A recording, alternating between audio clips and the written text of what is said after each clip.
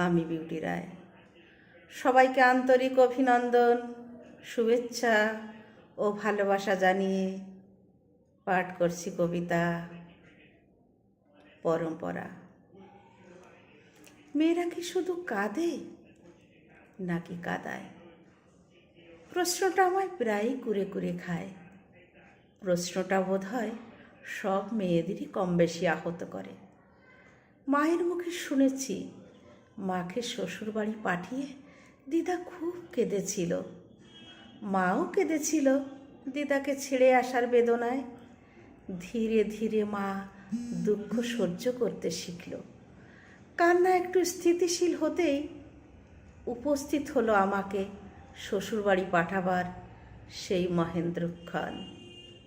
আবার বহমান হলো মায়ের কান্নার রোল। মাকে কনকাঞ্জলি দিতে গিয়ে আমার হৃদয়েও বেজেছিল কান্নার বিদয়বাসী।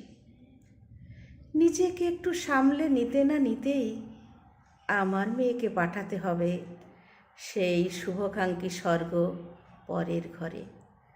তারপর আমাকেও চলতে হবে সেই চিরন্তন চেনা সরণি বেয়ে। বিস্তীর্ণ সে পথ চলতে চলতে হয়তো ঘনিয়ে আসবে বিদায় সন্ধ্যা। শুরু হবে আমার মেয়ের পালা। হয়তো কোনো এক পুণ্য লগ্নে সেও হবে মা। জন্ম দেবে কোনো এক কন্যা সন্তানের।